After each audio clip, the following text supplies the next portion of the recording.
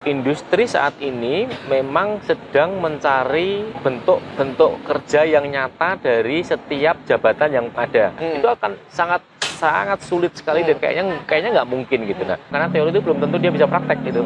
Saya butuh orang yang langsung bisa kerja, saya rekrut hari ini bisa kerja. Bagaimana memastikan orang tersebut lolos magang apa tidak, itu kan kita berbicaranya adalah benar-benar harus butuh kerjasama antara pendidikan dengan industri. Salam kompeten. Learn more, do better, and change ahead. Kuliah Milenial, let's begin the class.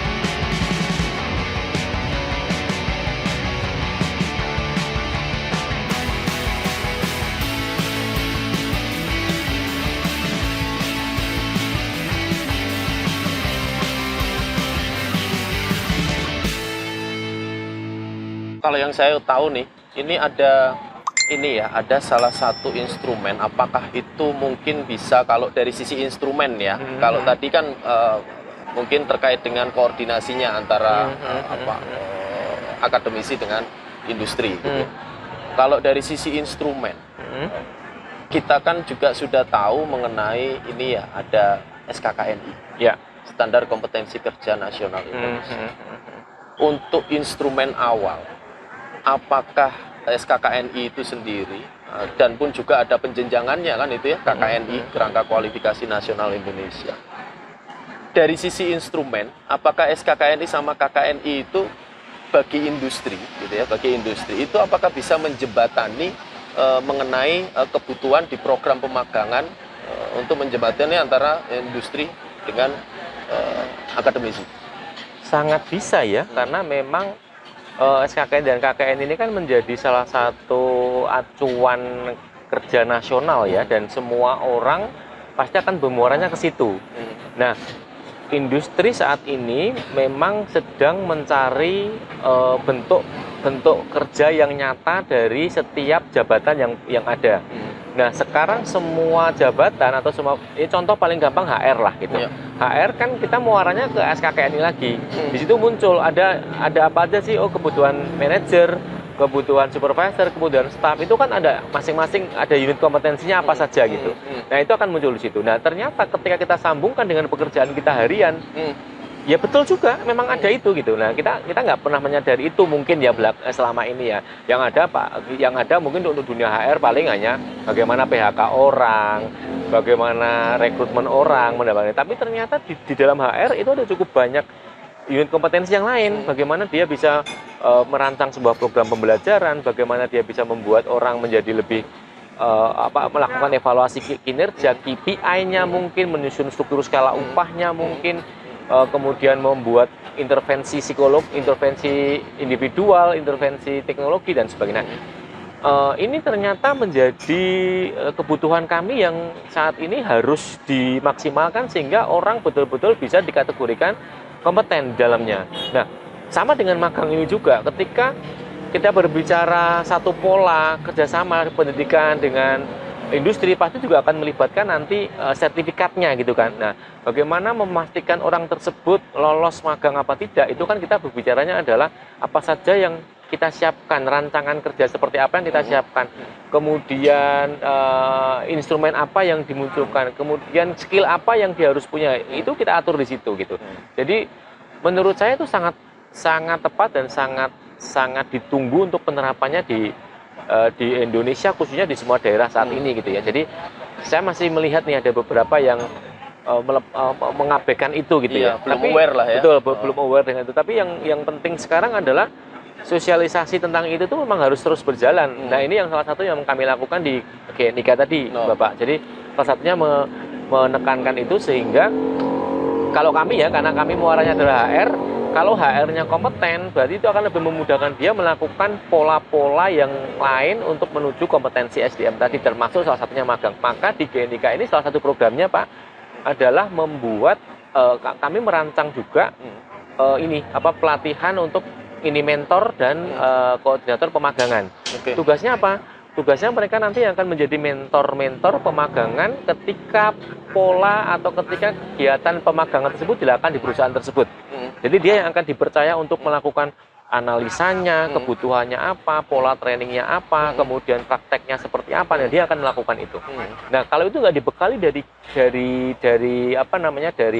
SKKNI tersebut, dari pemerintah, dari kita gitu ya, otomatis itu tidak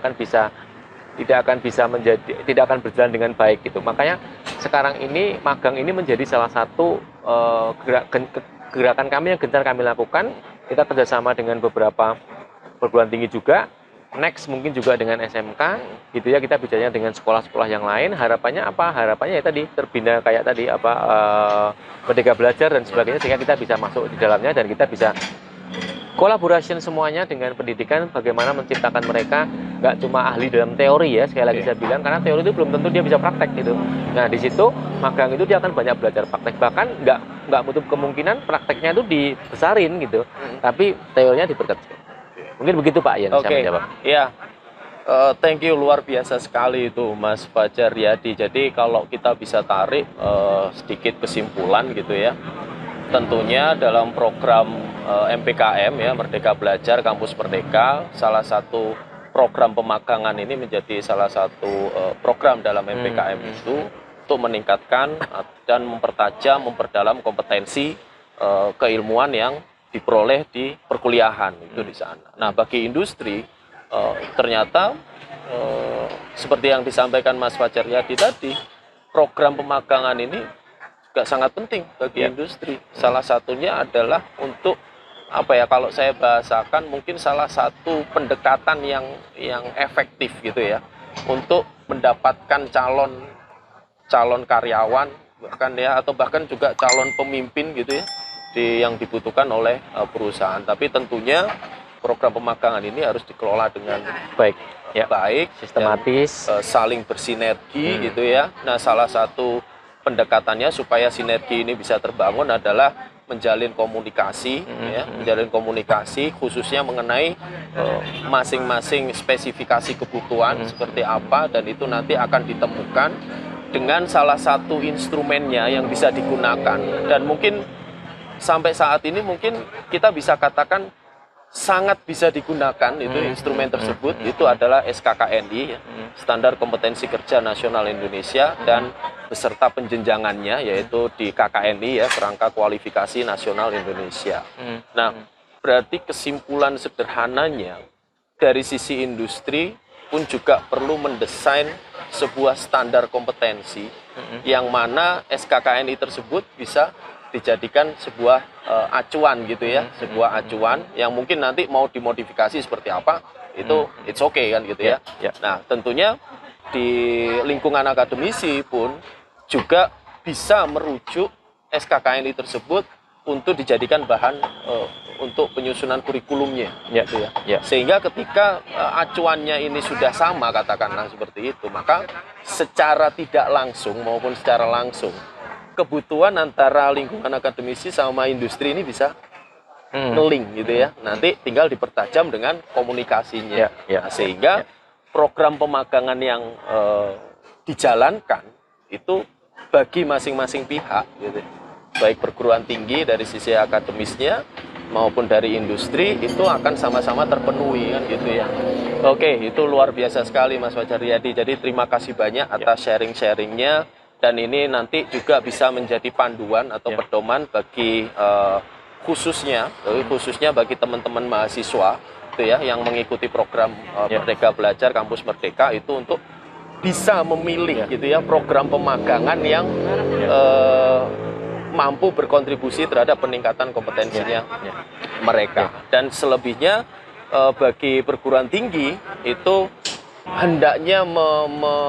mereview kembali gitu ya.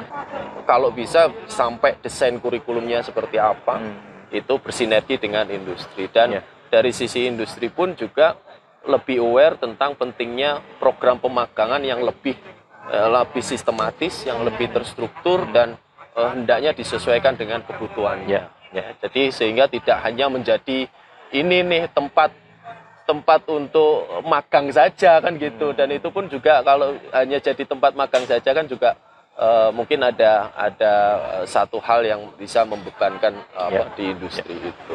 Oke, thank you sekali, terima kasih banyak. Saya sampaikan satu Oke, lagi, silakan. boleh? Sekaligus pesan-pesannya. Satu kesimpulan tambahan ya menurut saya, bahwa industri tidak bisa mendapatkan orang yang betul-betul matang, Pak. Oke. Karena dari pendidikan pasti akan menyediakan lulusan. Oke. Hanya lulusan itu yang langsung jadi dipakai dan sebagainya, memang benar-benar harus butuh kerjasama antara pendidikan dengan industri. Nah, salah satu cara untuk bisa melakukan itu ya dengan magang tadi. Jadi kita tidak bisa menuntut pendidikan, dan itu kewajiban pendidikan untuk melatih atau untuk mendidik tanpa kita masuk ke dalamnya. Itu untuk industri. Sedangkan untuk pendidikan sendiri berarti yuk mari bersama dengan industri, mari bersama dengan perusahaan, kita coba lebih buat satu skema skema kolaborasi, sehingga hasilnya nanti adalah orang-orang yang betul-betul kita didik ini nantinya betul-betul lebih mudah menyesuaikan diri dengan perubahan di masing-masing industri. Sekali lagi tidak bisa ngambil orang secara instan ini bisa gitu. Karena saya agak kaget ketika ada beberapa orang yang akhirnya mengatakan begini, Pak, saya butuh orang yang langsung bisa kerja, saya rekrut hari ini bisa kerja. Itu akan sangat sulit sekali dan kayaknya nggak mungkin gitu. Nah, tapi kalau kalian bisa melakukan itu, ya berarti kalian harus mempunyai tools yang tadi Bapak sampaikan, tools atau instrumen tertentu. Nah, itu salah satunya bisa menggunakan magang tadi. Sehingga ketika Bapak rekrut, sudah Bapak didik, Bapak rekrut, tinggal Bapak mainkan, tinggal Bapak kerjakan, itu akan lebih safe, lebih baik, lebih cepat dalam proses penyesuaian dirinya. Itu yang saya sampaikan. Terima kasih, Bapak. Luar biasa, Mas Fajar Riyadi. Jadi thank you banget ya. Sama-sama. Terima kasih banyak. Ya. Sukses terus untuk pekerjaannya. Sama-sama. Sukses terus untuk semua asosiasinya. Ya. Saking banyaknya asosiasinya nih. Terus juga mudah-mudahan tadi GNIK ya, Gerakan Nasional Indonesia Kompeten. Yang Jogja, ya. Itu juga mampu berkontribusi secara maksimal. Ya, khususnya dalam perbincangan ini tadi, yaitu mensinergikan antara lingkungan akademisi sama lingkungan industri melalui kata kunci yaitu kompetensi dan kolaborasi tentunya ya dengan pendidikan. Jadi harapannya kita semua SDM, khususnya SDM di Indonesia gitu ya, itu benar-benar bisa menjadi SDM yang kompeten gitu ya, menjadi SDM yang unggul di dunia ya, itu di situ. Oke, sekali lagi Mas Fajar Riyadi, saya mohon maaf sudah mengganggu waktunya nih, gitu ya. Salam kompetennya jangan lupa ya. Oke, salam kompeten. Oke. Ya, jadi saya terima kasih banyak, gitu ya. Kita terima kasih banyak sudah diberikan informasi yang sangat luar biasa, gitu ya. Jadi kita tutup dengan salam kompeten. Salam kompeten, gitu ya. Bareng-bareng ya. 1, 2, 3. Salam kompeten.